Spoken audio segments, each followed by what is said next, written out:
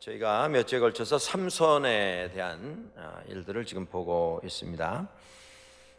그가 출생부터 미리 하나님의 천사가 그 부모에게 예고하여서 태어나게 된 특별한 사람이었습니다.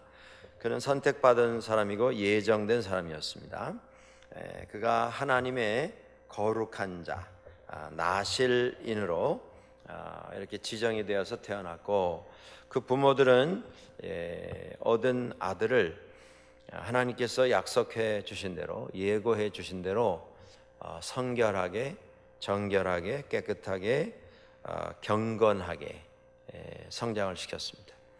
그런데 그가 자라면서 보여준 일련의 어떤 행실, 그가 이제 장성하여서 성인이 된 다음에 그가 선택했던 일련의 선택들을 보면서 우리들은 실망을 하게 됩니다. 왜냐하면 그가 너무 감정적으로 열정만 가지고 그의 인생을 스스로 망가뜨리는 그런 결정을 했기 때문입니다. 공자 선생이 그런 이야기를 합니다. 우리가 사람이 나이 들면서 조심해야 할 것이 있다. 나이를 들어가면서 그 나이 때마다 조심해야 할 것이 있다. 그런데 이 젊을 때 조심하라, 공자 선생이 말한 것 가운데 젊을 때 조심해라 한 게 뭐냐면 정염입니다. 정염, 정열, 열정, 패션이라고 하는 것. 어떻게 보면 그것이 젊음의 패기일 수 있고 젊음의 낭만일 수 있습니다. 그런데 인생이 패기만 가지고 다 진행될 수는 없습니다. 낭만만 가지고, 로맨틱한 생각만 가지고 인생을 성공적으로 만들어갈 수는 없습니다. 그게 이제 젊은이에게서 가장 조심해야 될 부분이다. 그러면서 이제 장년이 되어서, 노년이 되어서 그 연령층마다 공자 선생이 조심해라 하는 것들이 있는데, 장년이 되어서 조심할 것은 명예, 어떤 야망, 인생의 어떤 꿈, 그것의 포로가 되지 않도록 하라. 그리고 공자 선생이 노년의 사람이 조심해야 할 게 있다. 그게 뭐냐면 소유욕이다. 이렇게 주의합니다. 조심하라, 경고하고 있습니다. 저는 그 얘기를 처음, 제가 이제 지금보다 훨씬 젊은 게 아니라 어렸을 때 그 얘기를 듣고 그런 생각 해본 적이 있습니다. 노년이 되면 소유욕 같은 거는 별로 상관이 없을 것 같은데, 왜 공자 선생이 노년이 되면 사람이 제일 조심해야 할 것이 소유욕이다 이렇게 얘기를 했겠나. 그때 되면 다 그런 거 초월하고 사는 그런 연령이 아니겠는가 이렇게 생각을 했었는데, 저도 제 자신도 이제 나이를 한두 살 먹어가면서 이렇게 보니까요, 그 공자 선생 말이 딱 맞더라고요. 사람이 나이 들면서 점점 집착하게 되는 게 내 것이라고 하는 그 어떤 대상인 것을 제 자신도 느끼게 되었습니다. 살아오면서 이루어놓은 어떤 삶의 흔적, 공로, 업적, 이건 내려놓기가 참 쉽지 않구나, 그걸 보게 되었습니다. 그리고 제 자신도 나이 한두 살씩 더 먹어가면서 느끼게 되는 게 뭐냐면요, 제 자신도 어떨 때 좀 이렇게 섬찟하게 느껴지는 게 있습니다. 그게 뭐냐면, 지금 내가 나이가 몇인데, 이 생각이 자꾸 들더라 이 말씀입니다.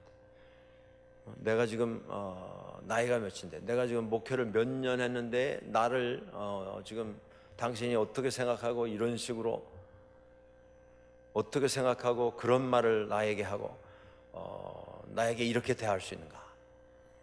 다른 게 아니고 그게 소유욕이더라 그 말씀입니다. 나이 들수록 자꾸 이제 내가 대접받으려 하고 내가 인정받아야 마땅하다고 생각하는 그 생각, 그 소유욕이 무슨 통장에 무슨 동그라미가 점점 많아지는 거, 그게 아니더라고요. 내 자신에 대해서 내가 생각하기에 마땅한 것을 내가 당연히 이 부분은 내가 인정을 받고 대접을 받아야 된다라고 생각하는 그 생각이 소유욕인 것을 알게 되었습니다. 여러분들 어떤 연령층에 계시든지 스스로 판단하시기 바랍니다. 자, 삼손에게 있어서 아마 공자 선생이 삼손과 서로 얘기할 기회가 있었으면 그때 아마 이걸 좀 교훈을 하지 않았겠는가, 그렇게 생각을 해보는데, 삼손에게 있어서 그 연령층에 가장 조심해야 할 그 정열과 열정, 그것을 제어를 하지 못하는 데서 삼손의 삶은 망가지기 시작합니다. 그가 결혼을 하고 싶어 했는데요, 결혼도 그냥 열정으로 했어요. 우리가 그때 보았죠.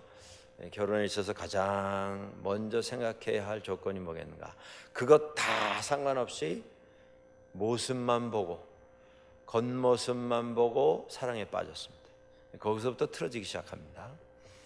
그리고 부모님에게 그 여인을 데려와서 나의 아내로 삼게 해 주십시오 강요를 하죠. 거기서부터 그의 삶은 옆길로 나가기 시작합니다. 그리고 그 결혼을 해서 결혼 잔치 하다가 이제 싸움이 나죠. 그 아내 된 여인이 그 동네에 있는 청년들에게 아주 그냥 막 협박을 당합니다. 삼손이 수수께끼를 냈는데 그 수수께끼의 답이 무엇인지 그 아내 되는 자매에게 막 협박을 해서 답을 알아와라. 그래서 몇 날 며칠을 울고 불고 보채다가 삼손이 내가 내 부모님에게도 얘기 안 해준 비밀을 어떻게 당신에게 하겠는가. 그런데 뭐 7밤 7낮을 계속 울면서 보채니까 할 수 없이 그냥 답을 말해주죠. 답을 말해줘서 그것 때문에 삼손하고 그 동네 청년들하고 사이가 갈라집니다. 그리고 이제 그 아내가 그 답을 말해준 것을 알고 화를 내고 싸움이 나게 되죠. 그리고는 집을 나가버립니다.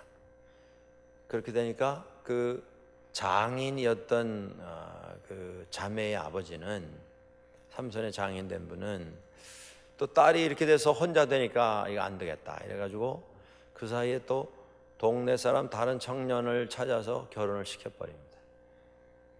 그 다음에 삼손이 오늘 찾아온 겁니다. 지금.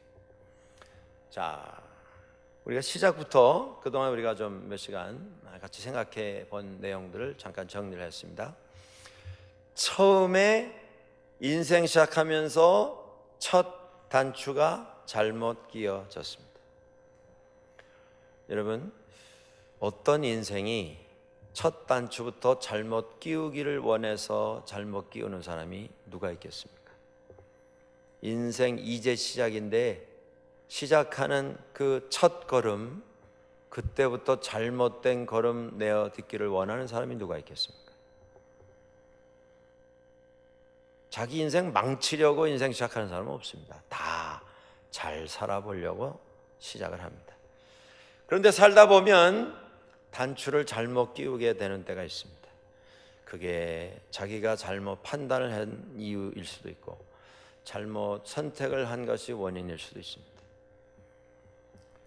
계산을 틀리게 해서 그런 결과를 가져올 수도 있고, 옆에 있는 사람들이 좋지 않은 영향을 미치고, 주변에 함께 했던 사람들이 다 오염된 사람들이어서 그들에게 영향을 받아서 그것에 합류하는 그런 결과, 그런 엉뚱한 작품을 만들어 놓는 때도 있습니다. 중요한 것은 그게 내 결정이든 옆에 있는 사람들이 자꾸 충동질해서 만든 그 어떤 사람의 결정이든 어쨌든 망가진 삶이 우리 가운데 있을 수가 있습니다. 그때 어떻게 해야 하겠는가? 여러분들, 옷에 단추가 있습니다. 그래서 뭐 단추를 이렇게 끼우시게 되는데, 여러분들 단추 끼우시다가 저는 가끔 그런 적이 있습니다. 남자분들이 그런 경우가 더 많은 것 같아요. 제가 남자라서 그런지 모르지만 우리가 남자분들이 이 셔츠를 입지 않습니까? 이렇게 정장을 하게 되면. 근데 단추가 한 6개, 7개까지 달리거든요. 근데 뭐 얘기하면서 뭐 딴짓하면서 이렇게 끼다 보면 밑에 가서 보면 하나씩 이렇게 밀리게 되는 때가 있잖아요. 그런 때 있으시죠? 전혀 없으세요? Good for you. 예, 저한테는 몇 번 있었어요. 한 번이 아니고 한 번 하고서 이러면 안 되지. 그 다음부터는 절대 내 실수 안 하겠다. 그렇게 생각을 하는데도 어떨 때 잠깐 어디 보면서 하다 보면 이렇게 보면 나중에 이렇게 돼 있어요. 그러면 어떻게 해야 됩니까?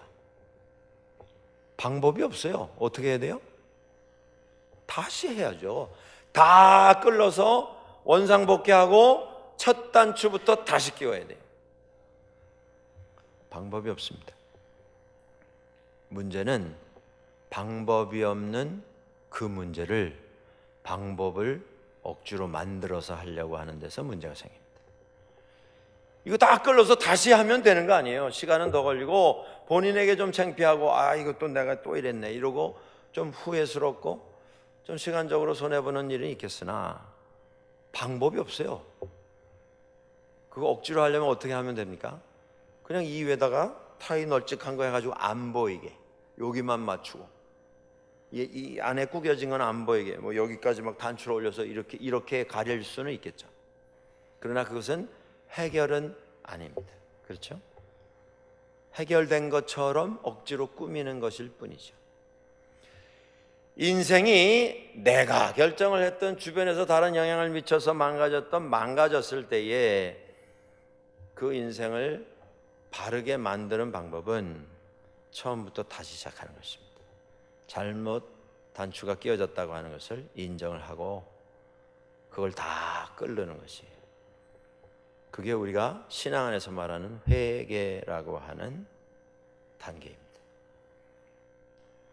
뭔가 인생에서 잘못되었을 때에 우리가 하나님 앞에서 뉘우치고 회개하고 용서받지 않고는 문제는 해결되지 않습니다. 계속 저 사람이 나한테 조언을 잘못해서 나쁜 영향을 나한테 미쳐서 내가 이렇게 됐다 100번 1000번 말해도 문제는 해결되지 않습니다. 저 사람이 자꾸 나를 충동질해가지고 내 막 이 화가 그냥 분이 넘치도록 나를 자꾸 자극을 시키고 나를 흥분을 시키고 나에게 충동질을 해가지고 내가 그냥 감정이 나서 내가 이렇게 했다. 그 사람 블레임 한다고 문제가 해결되지 않습니다. 문제는 내 문제입니다. 원인이 무엇이든. 그러면 하나님 앞에 내려놓고 주님의 용서하심과 은혜 주심을 구하고 다시 시작하는 것입니다. 첫 단추부터. 우리는 삼손에게서 그 부분에 수정이 되지 아니하고 악화일로로 계속 내어딛는 그의 행보를 보면서 너무 안타까움을 느낍니다. 그는 참 좋은 이런 조건을 가지고 태어났던 사람입니다. 근데 그가 가지고 있었던 그 엄청난 조건과 가능성을 그는 다 쏟아버리고 낭비하는 그런 선택을 하는 것을 볼 수가 있습니다. 오늘 그 장인 되는 사람이 자신의 아내를, 삼손의 아내를 다른 사람의 아내로 주어버린 것을 알자. 야생동물 몇 마리를 잡았다고 얘기 나옵니까? 300마리를 잡아다가 꼬리를 다 묶어가지고 거기다가 이 횃불을 하나씩 딱 꽂아가지고 그걸 들판으로 달아나도록 그렇게 했습니다. 그래가지고 들판으로 뛰어든 그 짐승들로 인하여서 들판에 추수하게 된 밀밭에 불이 붙습니다. 그래서 밀밭만 탄 게 아니고요. 거기 쌓아놓은 뭐 다 그 추수해가지고 수북히 이제 타작하려고 쌓아놓은 단, 뭐 볏짚 다 타고 포도원 다 타고 감람나무 다 타고 농사 짓는 사람에게 있어서 1년 동안 수고하고 수확해 놓은 것이 다 재가 되어버렸습니다.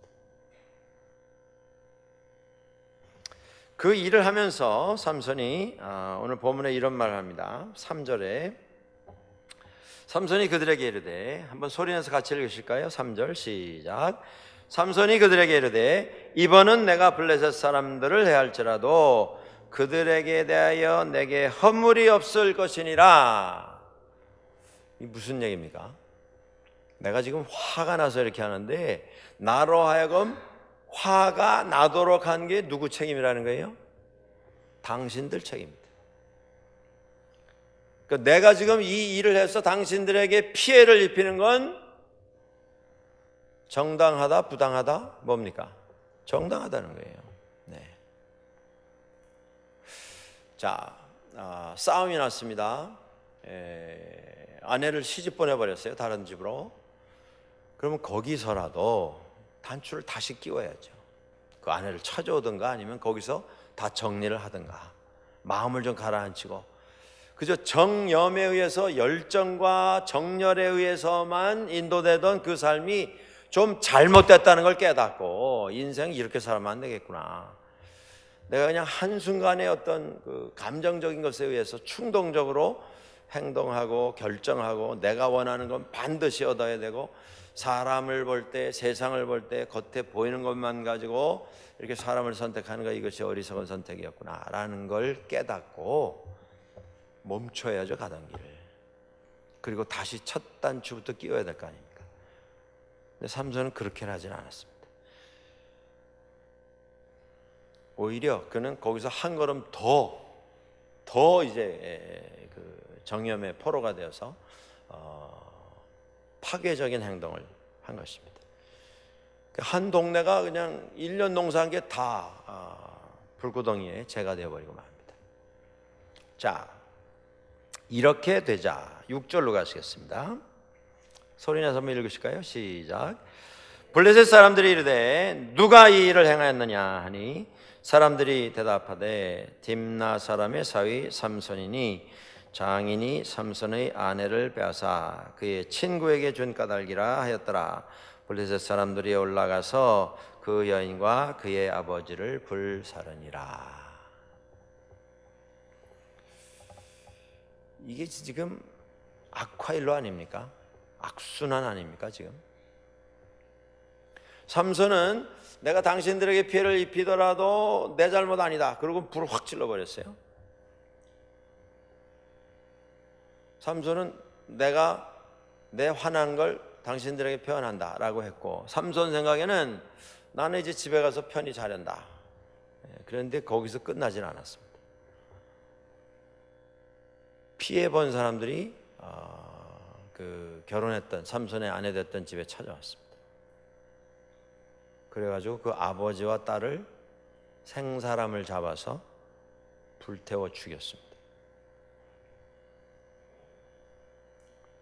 지금 우리 보고 있죠? 계속 지금 테니스 치듯 탁구 치듯 큰 벽에 걸려있는 벽시계에 추가 왔다 갔다 하듯 지금 삼손과 블레셋 사람 사이를 왔다 갔다 하는데, 한 번 왔다 갈 때마다 속도가 더 빨라지고 무게가 더 무거워지고 있습니다.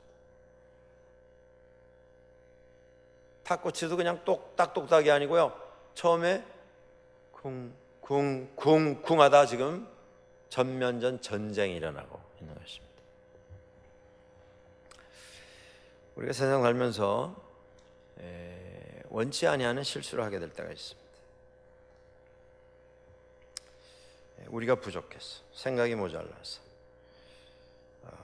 지혜가 모자라서,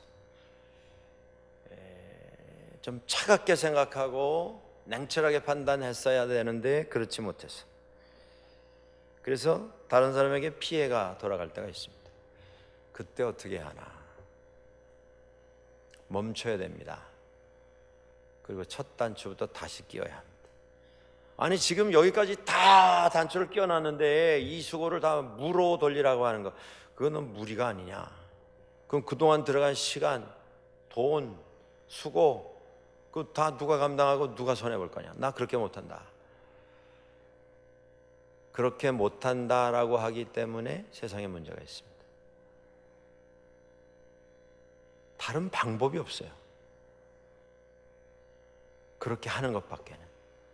여기서 보는 것처럼 그렇게 안 하면 문제는 점점 더 커질 뿐입니다. 안타까운 것은 세상 살면서 보면 어느 한쪽에서 자이든 타이든 누가 다른 사람이 이 사람을 떠밀어서 그 사람이 그 자리에 서게 됐던, 자기 발로 걸어 올라가서 그 자리에 서게 됐던, 그 사람이 거기 서 있음으로 문제가 생겨서 그 문제로 인해서 다른 사람이 피해를 입었으면 그 피해를 완전히 보상받고 완전히 물어 돌리기는 불가능합니다. 어쨌든 피해가 생겼기 때문에. 이 사람이 그렇게 말할 수 있어요. 나도 억울하다 말이죠. 나도 피해자다. 왜 나한테 뭐라 그러느냐? 왜 나한테 물어내라 그러냐? 왜 나한테 책임지라 그러느냐?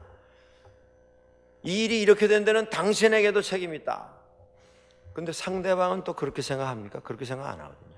똑같은 일입니다. 지금 삼손하고 블레셋 사람하고 아내를 다른 사람에게 부인으로 주어버렸다. 화가 나서 불 질렀어요. 근데 불 지름을 당한 사람 쪽에서는 이건 웬 청천날벼락 같은 그런 소식이죠. 아니 1년 동안 수고해서 농사를 졌는데 그게 다 잿더미가 됐으니 얼마나 화가 나겠습니까?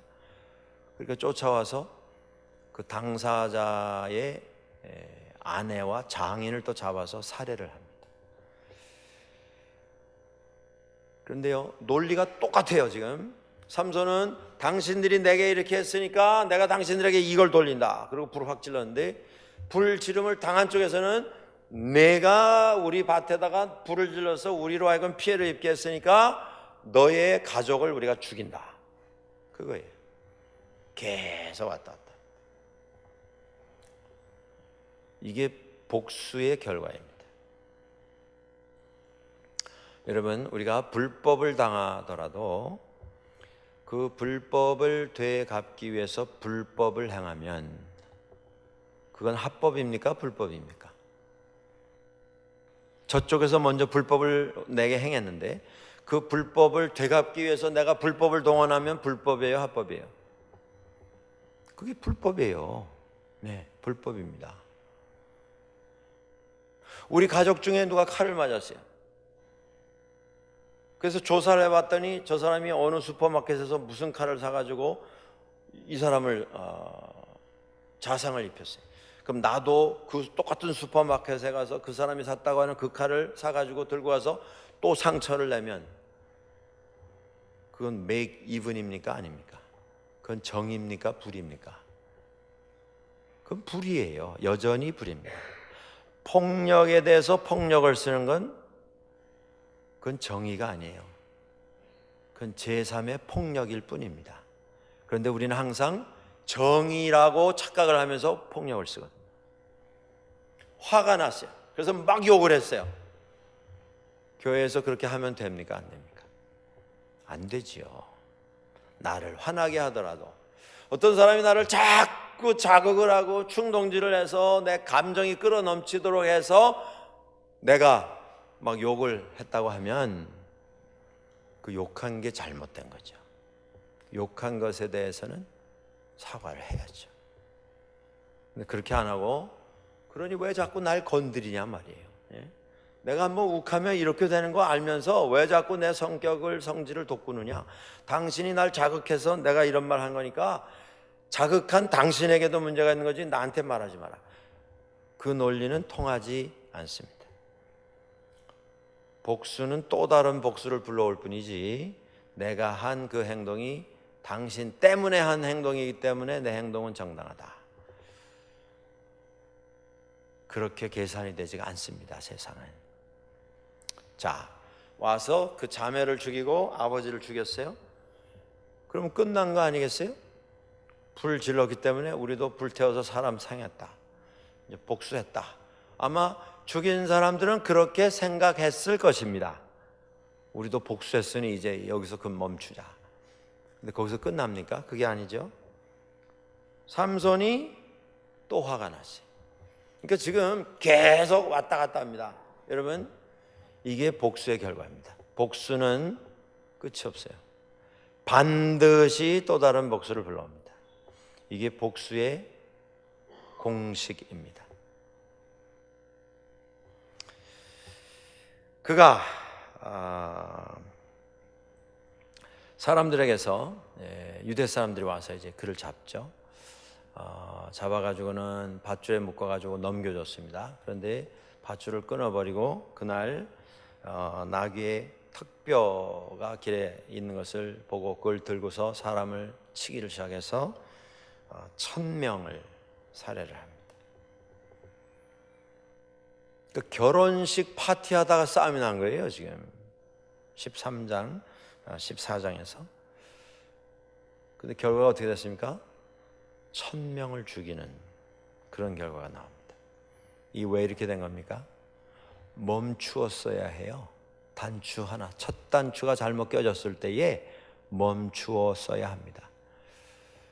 근데 이 삼손의 비극은 오늘도 똑같은 공식으로 반복이 되고 있다고 하는 것이 문제입니다. 오늘 21세기에 집안에서 남편과 아내 사이에 별거 아닌 거 가지고 시작해가지고 나중에 뭐 집안 나오고 말이죠. 뭐 집안 교육이 배경이 이래가지고 완전히 뭐 사내 못 사내. 교회에서 말이죠. 우리가 다 예배 드리려고 모이는 것 아닙니까? 다 하나님 믿고 하나님 말씀 통해서 사랑을 하자. 우리가 사랑해야 한다. 다 고백하는 곳이 교회 아닙니까? 근데 교회 안에서도 아무것도 아닌 것 가지고 몇 번 왔다 갔다 하다가 그냥 뭐 사람이 죽고 사는 이런 현상들이 나오게 되는 걸 보게 됩니다. 이 악순환을 끊어야 됩니다. 아는 사람이, 좀 그래도 깨달은 사람이, 그래도 좀 은혜를 먼저 깨달은 사람이. 내가 아주 뻔때를 보여가지고 이번엔 다시는 이런 거 꿈도 못 꾸게 해주리라. 그거 하신다고 상대방이 그런 교훈을 받고 야 이거 이렇게 하면 절대 안 되겠구나. 내게 이렇게 손해가 오겠구나. 그렇게 깨달으리라고 여러분들 생각하십니까?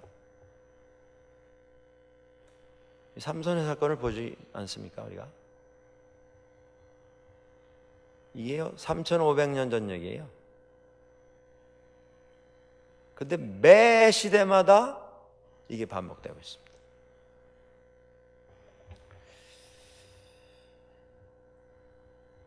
삼손의 문제는 멈추지 않았다는 데 문제가 있습니다. 블레셋 사람들은요 믿지 않았던 사람이고 하나님 모르는 사람이고 하나님 믿는 사람 이스라엘 사람들을 오히려 방해하고 탄압했던 사람들이니까 오히려 어떻게 보면 책임이 삼손에게 더 있습니다. 왜 그렇죠? 아는 사람이 멈췄어야 해요. 그래도 하나님 알고 하나님 믿는 사람이 멈추었어야 합니다. 그리고 단추가 잘못 끼워졌음을 인정하고 다시 시작하려고 하는 노력을 기울였어야 합니다. 그런데 삼손은 여기 판단을 보십시오. 판단의 기준이 뭐냐면 지금 내가 화가 난 거예요. 왜 화가 났어요? 아내를 뺏겼기 때문에. 블레셋 사람이 하나님의 영광을 가리웠고 하나님의 백성을 핍박했다. 그것 때문에 화가 난 게 아닙니다. 지금 삼손이. 내가 누군데 니들이 감히 나에게 이런 모욕을 주었어. 나에게 이런 상처를 입히고 망신을 줬어. 한번 당해봐라 이겁니다. 감정의 표현을 통해서 감정이 치유가 되는 그런 결과는 절대 오지 않습니다. 3500년 동안 매 시대마다 똑같은 악순환이 반복이 되고 있습니다. 삼손이 그 이스라엘 사람들에게 말을 들었죠. 지금 블레셋 사람들이 우리를 지금 다스리고 있는 걸 너희가 모르냐? 내가 모르냐? 삼손에게 항의를 하죠. 사실 삼손의 이 행동으로 말미암아서 이스라엘은 굉장히 고난을 많이 받았습니다. 보복은 자기들이 받는 거거든요. 삼손이 일은 해놓고 근데 그거 전혀 생각하지 않았어요. 그리고 자기 감정, 자기 상처받은 것만 생각을 하고 행동을 합니다. 그러면서 뭐라고 말합니까? 유대 사람들에게 올라와서 블레셋 사람들이 뭐라고 말하냐면 삼손이 어디 있느냐? 왜 그러냐? 그랬더니 삼손이 우리에게 한 그대로 우리가 그에게 되갚기 위해서 그를 찾고 있다. 삼손도 그 말 하죠. 내가 이렇게 하더라도 나에겐 잘못이 없다. 내가 원수를 갚고야 말겠다. 서로 똑같은 주장을 합니다. 이걸 어느 한쪽에서 먼저 끊어야 돼요. 이 악순환을 누군가 끊는 작업을 시작해야 합니다. 그렇지 않고 버르장머리를 고쳐보겠다. 되지 않습니다. 인간의 방법으로. 여러분, 21세기에 지금 세계의 제일 큰 골칫거리가 뭡니까? 21세기 현재. 내일 생각하지 마시고 21세기 세계적으로 제일 골칫거리가 뭐예요? 테러입니다. 테러. 예. 처음에 알카이다가 테러를 시작했다. 911. 그래서 지난 벌써 한 13, 14년 돼가죠. 그냥 그 알카이다 부수기 위해서 두목격인 사람이 다 이제 사살을 당하고 이제 거의 다 좀 정리가 되네 마네 했는데 이번에 또 IS, 이슬라믹 스테이트, 더 악랄하고 더 잔인하고 더 무섭고 어떻게 언제 끝날지 모릅니다. 지난 20년 동안 한 25년 된 것 같습니다. 벌써 걸프 전쟁이 2번 치루어졌고요. 거의 전면전 수준의 전쟁이 지난 한 25년 동안 계속 진행이 되어 왔습니다. 근데 문제가 해결됐습니까? 점점 더 꼬이고 있습니다. 다 해결되기를 원하죠. 해결이 안 됩니다. 왜 안 됩니까? 계속 두들기는 것만 하기 때문에. 미국이 주도해서 이걸 정리를 하겠다고 돈을 헤아릴 수 없는 돈을 지난 25년 동안 쏟아부었습니다. 죽은 사람이 수십만 명이에요. 집 잃고 피난 나간 사람이 수백만 명입니다. 중동에 있는 나라 중에 특별히 이라크하고 시리아 이 두 나라는 앞으로 회복이 되려면 아마 또 다른 50년이 지나도 회복이 될까 말까 하는 폐허가 되어 있습니다.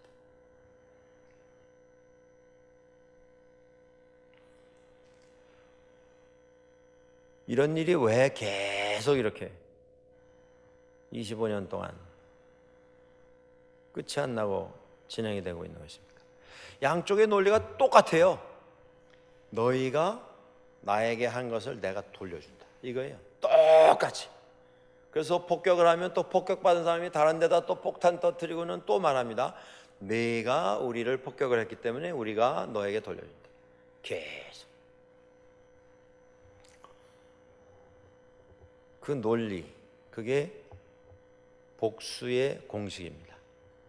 이 복수의 공식이 살아있는 한은 복수는 끝나지 않습니다. 그 이슬람 테러 하는 사람들이 왜 저렇게 하고 있는 것입니까? 그 뿌리가 어디 있냐 하면요, 십자군 운동부터 뿌리가 있는 겁니다. 지금부터 딱 1000년 전이에요. 1070년경에 유럽에 있는 기독교회들이 우리가 성지를 이슬람 사람들에게 뺏겼는데, 예루살렘이죠. 이걸 좀 다시 되찾아야 되겠다. 그래서 유럽에서 이제 군사를 일으킵니다. 그때 외쳤던 표어가 뭐냐 하면요, 하나님이 원하시기 때문에, because God wants. 그게 표어였어요. 각 제국에서 왕들이 다 일어나가지고 기사단을 조직해가지고 군대를 다 동원해서 다 이제 출병을 시켰습니다. 불란서에서 시작이 됐어요.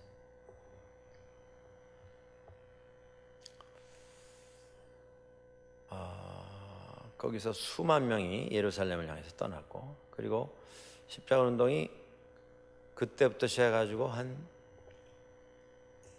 거의 한 250년, 300년을 이어갑니다. 그 운동이. 그걸 이제 크루세이드라 그러죠. 십자군 운동. 크루세이드. 단어를 들어보셨을 겁니다. 그런데 하나님께서 우리에게 주신 우리의 거룩한 성 예루살렘, 이걸 되찾아야 된다. 그게 겉으로 나타난 표어인데 목적은 거기 있지 않았습니다. 정치적으로, 경제적으로 여러 가지 복잡하고 불리한 상황을 돌이키기 위해서 왕들이 전쟁을 시작한 겁니다. 엉뚱한 걸 가지고 이제 하나님 걸어서 그걸 진행을 한 것이죠.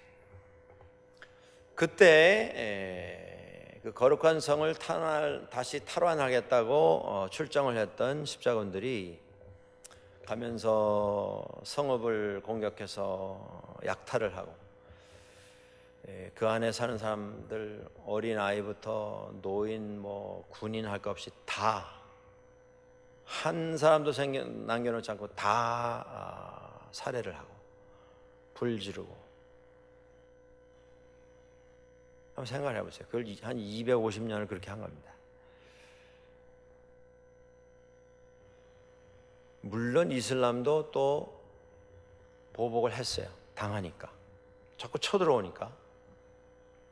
그리고 재미있는 것은 십자군 운동이 일어나기 전에 기독교인들이 예루살렘에 와서 순례를 하고 돌아가는 거예요. 성지 순례하는 거죠. 지금처럼. 그걸 이슬람 사람들이 막지를 않았어요. 문 열어주고 왔다 가는 건 우리는 방해 안 하겠다. 그게 무건의 약속으로 이렇게 지켜졌습니다. 수백 년 동안. 근데 엉뚱하게 어느 날 이 성을 우리가 통째로 다시 찾겠다. 그리고 전쟁이 시작된 겁니다. 그게 크루세이드예요. 그래서 역사를 아는 이슬람 믿는 사람들에게 크루세이드, 우리 한국말로 하면 십자군이라고 하는 단어는요, 이건 저주의 단어예요. 그 얘기만 들어도 막 확 머리가 도는 겁니다. 뚜껑이 막 열리는 거예요. 세상 표현으로 막 폭발하는 거예요. 이 원수들 이렇게 되는 겁니다. 그 복수극이에요. 지금 그게 1000년이 넘은 역사인데 그 역사를 가지고 지금도 복수극이 벌어지고 있는 겁니다. 이게 언제 끝나겠어요? 몇 명을 죽여야 이게 끝나겠습니까?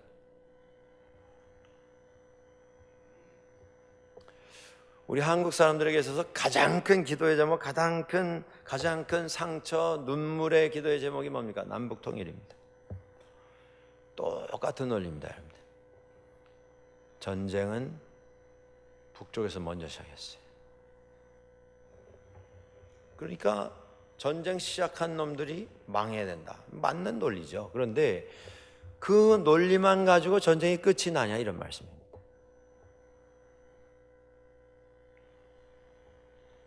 저는 북한을 한 2번 다녀올 기회가 있었습니다. 정말 저는 기도하고 싶어서 갔어요. 가서 보니까 한숨밖에 안 나옵니다. 정말. 예. 그냥 시커먼 콘크리트 성이에요. 콘크리트 왕국. 평양이라는 곳이. 그런데 그 평양에 살고 있는 주민들이 이런 말을 합니다.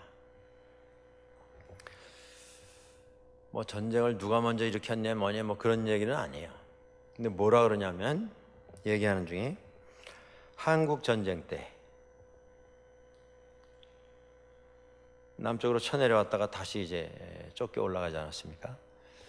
압록강까지 국군이 올라갔는데, 그때 반격을 시작해서 이제 다 통일하자 그러고 이제 쳐 올라갈 때 얘기입니다. 그때에 평양에 폭격을 계속했습니다. 유엔군이. 근데 누가 통계를 냈는지 모르겠는데 그때 떨어진 폭탄 숫자가요, 하늘에서 떨어진 폭탄의 숫자가 평양 시내에 살고 있었던 시민 한 사람당 폭탄이 3개씩 떨어졌다. 그러니까 하나만 떨어져도 사람 한 20-30명 그저 인명피해 나는 건 그건 당연한 처사인데, 사람 한 명당 폭탄 3개꼴로 폭탄이 떨어졌어요. 근데요, 평양에 사는 분들은 그것만 기억해요.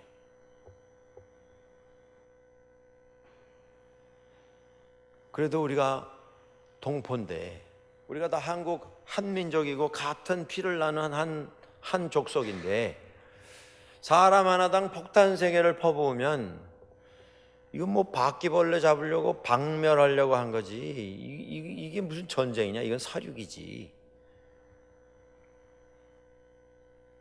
우리 남한에 있는 우리가 들으면 억울하죠. 아니, 전쟁을 일으킨 게 누군데?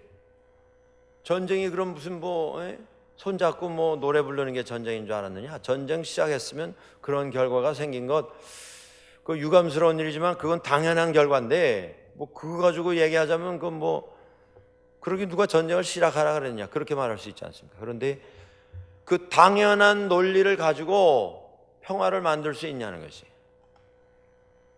계속 이 논리만 왔다 갔다 하는 겁니다. 누가 먼저 쐈다, 누가 먼저 쳐들어왔다, 누가 더 많이 죽였다, 누가 폭탄을 더 많이 터뜨렸다, 누가 양민을 더 많이 사용했다. 계속 몇 년이 걸려야 남북이 통일이 되겠습니까? 이 논리를 가지고, 복수의 공식을 가지고.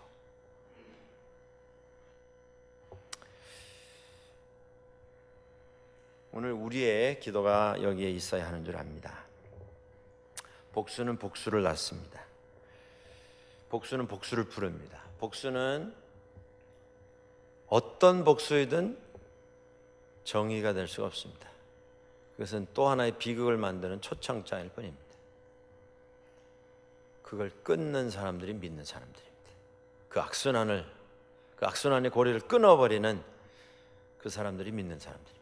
그 사람들이 저이고 여러분들이세요. 가정에서부터 그 일을 시작하십시오.